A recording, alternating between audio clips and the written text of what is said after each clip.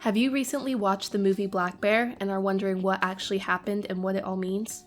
If so, you're in the right place. Released in December of 2020, the movie Black Bear was written and directed by Lawrence Michael Levine and stars Aubrey Plaza. Although it's billed as a dark comedy/drama, we find it much more of a drama than a comedy. The one-sentence synopsis often used to describe the movie is this. At a lake house, a filmmaker plays a calculated game of desire and jealousy in the pursuit of a work of art that blurs the boundaries between autobiography and invention. The rest of this video is full of spoilers, so if you haven't already watched the movie, we suggest you stop and go watch it now. In essence, Black Bear is divided into two parts, with the same scene of Allison, played by Aubrey Plaza, sitting down and writing before and after the two parts. These two parts feel like alternate versions of a similar story, with some of the roles being switched around. For reasons that will make sense later, we're going to summarize Part 2 first and then review Part 1.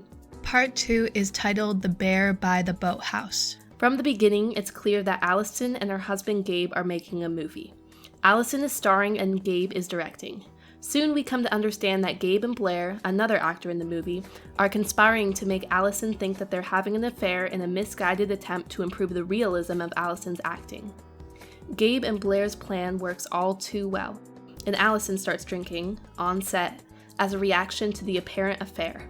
Soon after, crew members have to help a clearly drunk Allison back to the set for the final scene. A belligerent Allison works through much of the final scene, incredibly remembering all of her lines despite being drunk, and at the climactic part of the scene, she physically attacks Blair. A short time later, the movie is done. Gabe leaves a sleeping Allison and ends up finding Blair. Allison awakens and goes searching for Gabe. Eventually, she ends up at the boathouse where she sees, through the window, Gabe and Blair having sex. Right at that moment, she hears a sound behind her. She turns to see the black bear that has been heard by several people at the lake house. She ever so slightly smiles, and the movie fades as she walks towards the bear. In Part 1, called The Bear in the Road, Allison is driven to the same lake house. Through conversation, we come to understand that Gabe and his pregnant partner Blair live at the lake house, and they occasionally rent out part of the house, especially to creative types. Allison is just such a creative type, a former actor who now writes, directs, and stars in her own movies. When Allison has dinner with Gabe and Blair, the audience is subjected to some really awkward and uncomfortable conversation. Among other things, we learn that Gabe considers himself a professional musician, even though Blair belittles him. Through dinner and the ensuing early evening, Blair insists on drinking wine, much to the dismay of Gabe. After an argument, Blair melts down and becomes convinced that Gabe wants to have sex with Allison. Soon after, Blair calms down and falls asleep. Gabe follows Blair and wanders around until he finds Allison swimming in the lake. Gabe joins her, and a short time later, the two are together in the boathouse. One thing leads to another, and Gabe and Allison start having sex. Before long, Blair shows up and hits Gabe over the head with a Buddha statue. A fight between Gabe and Blair ensues. In the heat of the moment, Gabe shoves Blair onto a couch. She is injured and has a pregnancy-related medical emergency. Allison gets the car and starts driving Gabe and Blair to the hospital when suddenly, a black bear appears in the middle of the road. Allison swerves to avoid the bear and crashes the car. Our interpretation of what's going on here is that Part 2 is mostly reality. It really did happen to Allison, except for some of the black bear symbolism perhaps. She and her husband Gabe really did invest their life savings into the making of a movie that Gabe directed and Allison starred in. The abuse from Part 2 really did happen, and Allison really was traumatized by it. For reasons that will become clear, the movie almost certainly became a financial disaster and a significant source of stress and disappointment in the lives of Gabe and Allison. Part 1, on the other hand, is a therapeutic reimagination of Part 2 that Allison is writing. It mixes reality and part of the plot from the movie. Allison recasts herself from the role of victim to the role of victimizer. She's not planning on actually making the script into another movie, she's just trying to work through what happened to her in a therapeutic, cathartic way. Once these dynamics are understood, interpreting individual parts of Black Bear becomes easier. One of the keys to really understanding Part 1 is recognizing that Allison is writing this part of the story, and that much of the dialogue between characters is coming from Allison arguing with herself, and trying to make sense of how she feels and what she should do. We call this Allison's inner dialogue. And once you're aware of it, some of the conversations take on an entirely new meaning. In this example, Blair tells Allison that she makes jokes to avoid emotional situations, and Allison agrees with her. No, I'm sorry. That was stupid. I don't know why I said that. I know why you said it. You said it because you're uncomfortable with emotion. Anytime something real comes up, you have to make a joke.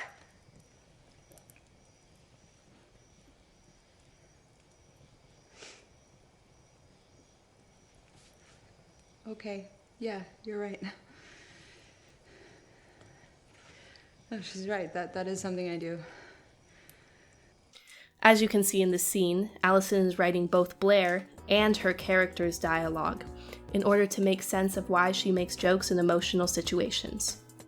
In another example, Blair argues with Gabe over the idea that he's a talented professional musician. Blair doubts Gabe's artistic abilities as a musician because in real life, Allison doubts Gabe's artistic abilities as a director. What was your job? Gabe was a musician. I am a musician. That's not something you stop being. I just meant professionally. I'm still a professional. I still get royalties. The last royalty he got was for 53 cents. As you can see, it doesn't really matter who's saying the dialogue. In the end, it's all coming from Allison, and it represents what she's thinking and what she's trying to work through.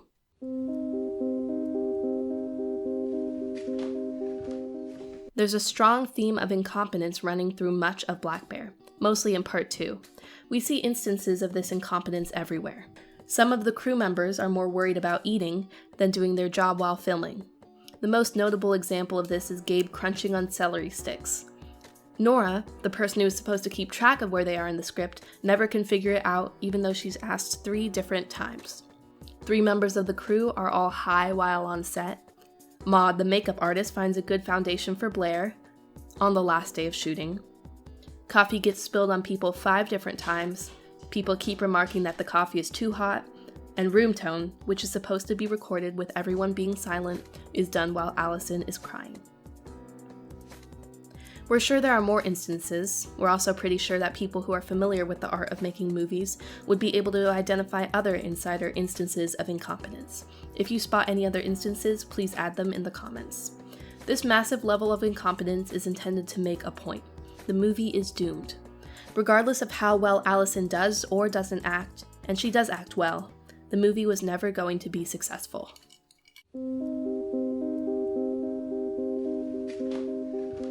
In Part 1, Blair is disturbingly drinking while pregnant, much to the dismay of Gabe. In her defense, Blair claims that her doctor said she could occasionally have some wine. Gabe agrees that the doctor said something along these lines, but the two argue over how much and how often. Regardless, through dinner and the after-dinner conversation, Blair ends up drinking considerably more than even her version of what the doctor said was acceptable. For the record, the Centers for Disease Control explicitly say there is no known safe amount of alcohol use during pregnancy. Why is Blair, the soon-to-be mother, acting so irresponsibly? To understand what's going on here, you have to figure out what the baby represents. In Part 1, the couple, Gabe and Blair, are literally having a baby.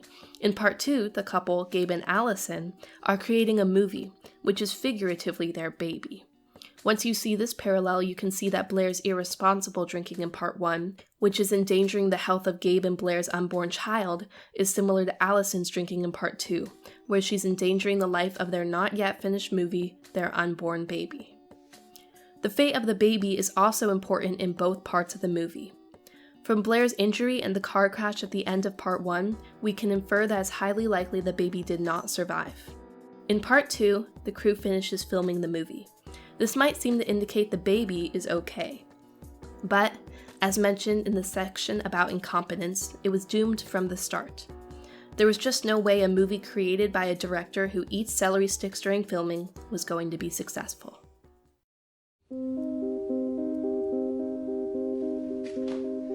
There's a common saying, once is happenstance, twice is coincidence, 3 times is a pattern. This idea is especially relevant to the strange bit of dialogue about compliments that happens no less than 4 times. It starts with Allison and Gabe near the beginning of Part 1. Oh yeah, Mike mentioned that you like to fish around for compliments. Well, that is not true. I do not like compliments. Allison goes on to say something like this 2 other times in part 1, in one instance prompting Blair to remark, "I like compliments." Later, in the beginning of part 2, we hear Gabe say, "I don't like compliments." So what's going on here? Are we just dealing with some pathologically modest characters who are simply inept when it comes to handling normal social interaction? As you might have guessed, the answer is no. The dialogue appears to be about compliments, but the hidden meaning is about compliments. A word that sounds exactly the same but means something entirely different. A compliment is defined as a thing that completes or brings perfection. In the case of Black Bear, it's referring to significant others or the idea of a better half. It's a compliment in the sense of Jerry Maguire saying, "You complete me." With this understanding, we can see the underlying meaning of these statements. The characters who are saying "I don't like compliments" are the victimizers, the people who are willing, either consciously or subconsciously, to destroy relationships, either their own, as in the case with Gabe in part 2, or other people's, as is the case with victimizer Allison in part 1. And when Blair volunteers "I like compliments," she's identifying herself as someone in a committed relationship, and it foreshadows her future victimization.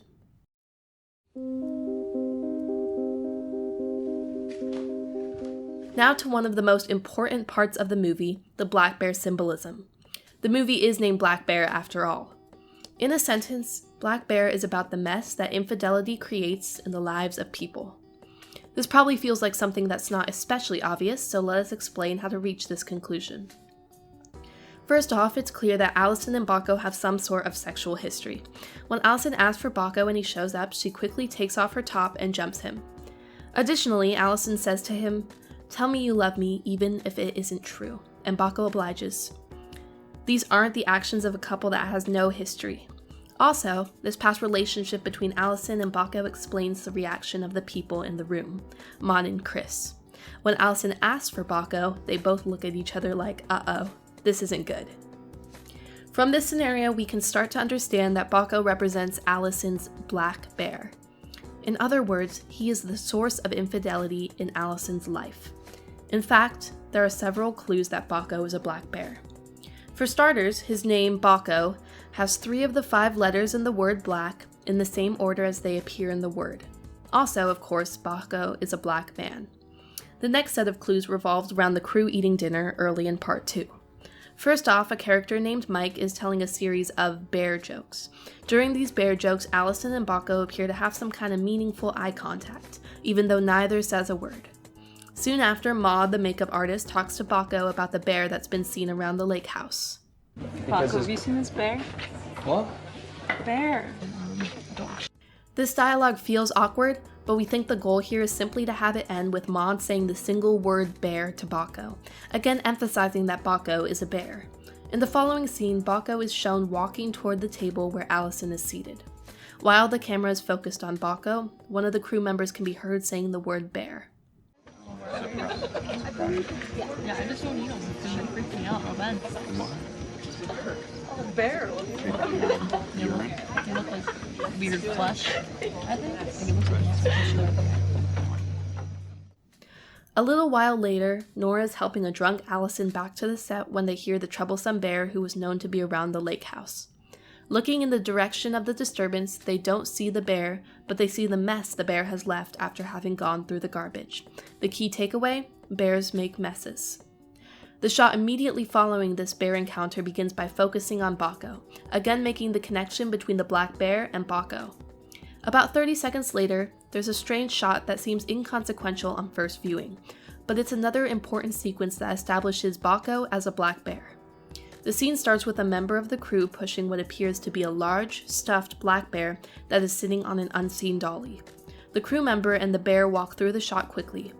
Immediately after, there's the following dialogue regarding the need to change the camera work for the next scene.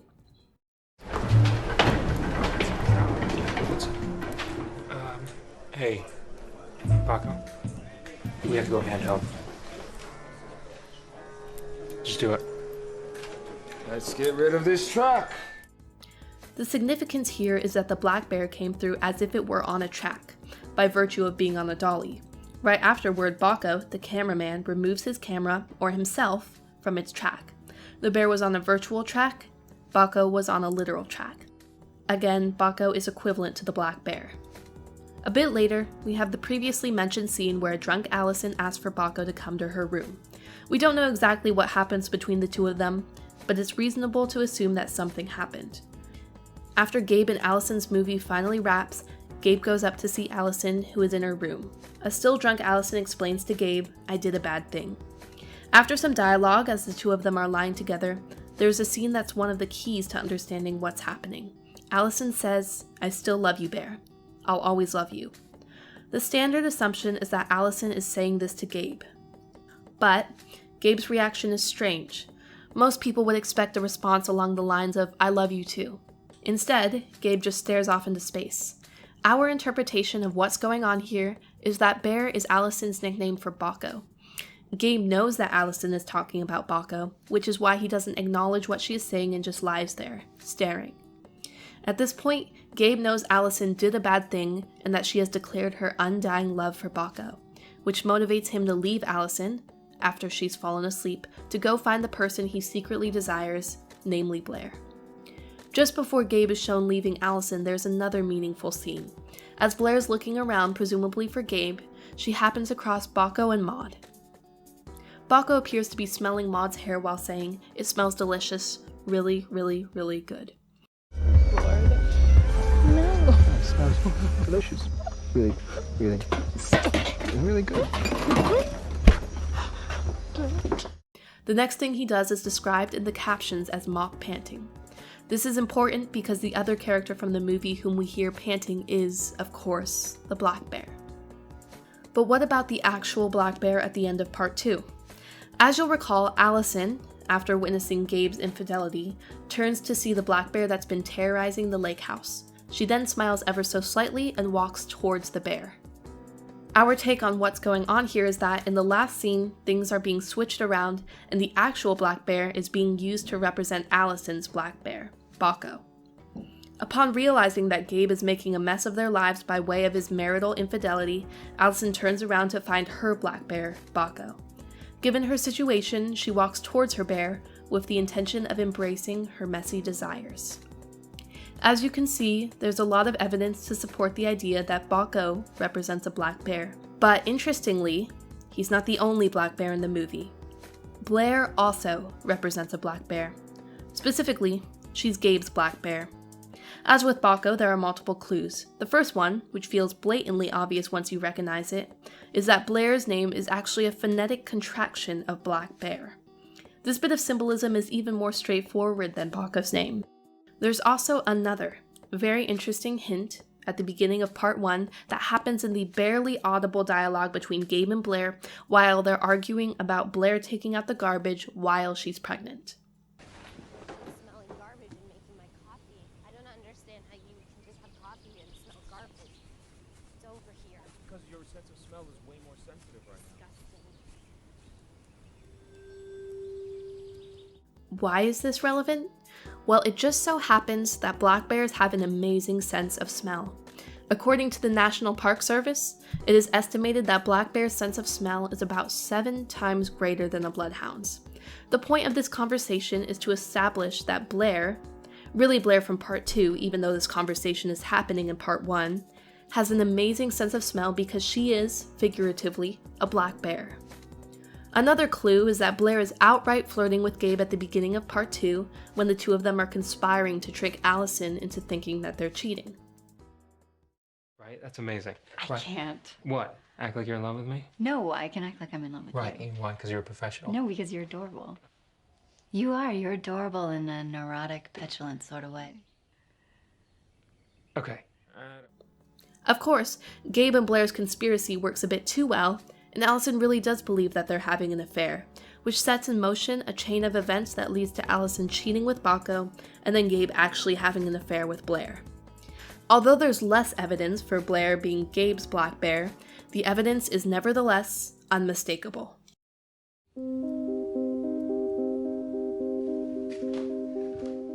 One more bit of symbolism that deserves some attention is the theme of spilling coffee. On first viewing, all of these coffee mishaps perhaps feel odd and overboard. The key point here is that the coffee is always black. It's black coffee making a mess in the lives of people, again just like the mess that the black bear of infidelity makes. There are at least 5 scenes of people spilling coffee, all in part 2. Perhaps the most interesting of the coffee scenes is the one right after Maud spills coffee on Blair. Oh my god! Oh my god! I'm so sorry. I'm Oh so my sorry. god. Oh my god, I'm sorry. Oh I'm my sorry. god. I'm sorry. I'm really sorry. Everything is fine. That's why we have doubles, okay? Are you okay? Here we go. I'm so sorry. I'll get you another. I can get it. No. Cream, right? I don't do dairy. She doesn't do dairy. Of course, if you don't do dairy, the coffee is black. And the Chris character is literally winking after delivering his line. Wink wink, nudge nudge, the line is important. Although the coffee is black and it's clearly making a mess in the lives of people, there doesn't seem to be any connection to bears, which makes it feel a little less than perfect. Probably the black symbolism is enough.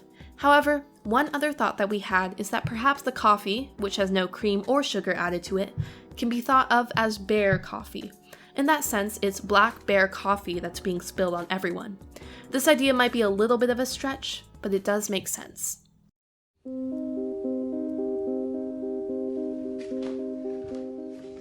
One final question: of all the available animals, why choose a black bear to represent the mess created by infidelity?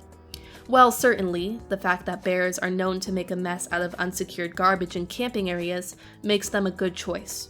However, there is likely one more meaningful reason. Bears are also known for not being monogamous. Both males and females often have more than one partner. So it really does make sense that bears are a perfect choice for representing infidelity and the mess that goes along with it.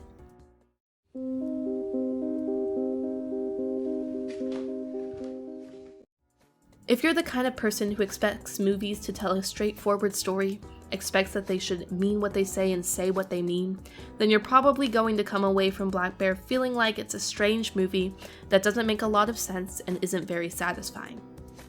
If, on the other hand, you're like us, and you like movies that use symbolism and metaphors and require the audience to think in order to understand underlying, hidden meanings, we expect you'll really appreciate Black Bear and recognize it as a brilliant bit of movie making, the kind that only comes around once every few years.